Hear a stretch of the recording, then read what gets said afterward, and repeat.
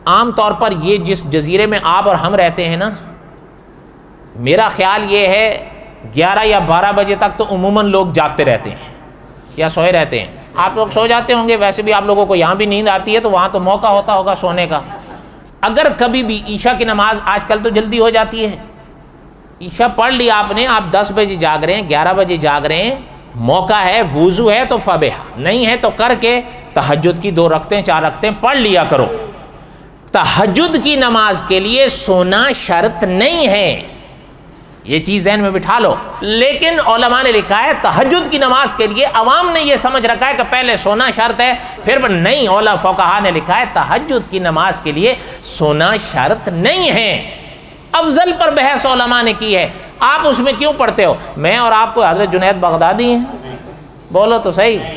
یہ تو وہی بات ہے جیسے صاحب قصص الانبیاء نے لکھا ہے، میرا اور آپ کا تو یہ عالم ہے، اگر کبھی چل رہے ہوں اور نیچے گندم کا دانہ آ جائے، اوہ گندم کا دانہ آ گئی اور بوٹے تلے، اچھا باقی کیا کر رہا ہوں میں اور آپ؟ انہوں نے لکھا وہ تو چلو آ گیا، اس کا اتنی فکر، باقی میں اور آپ کیا کر رہے ہیں؟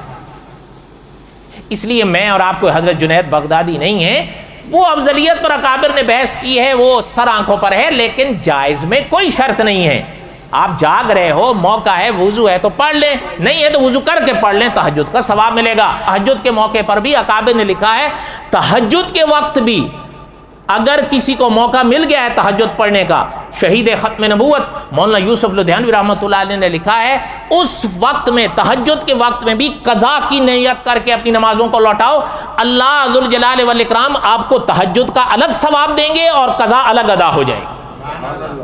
جسے آپ کی اور ہماری زبان میں 2 in 1 کہتے ہیں. سمجھ آئی بات؟ اب بولو تو صحیح، کرو گے یا نہیں؟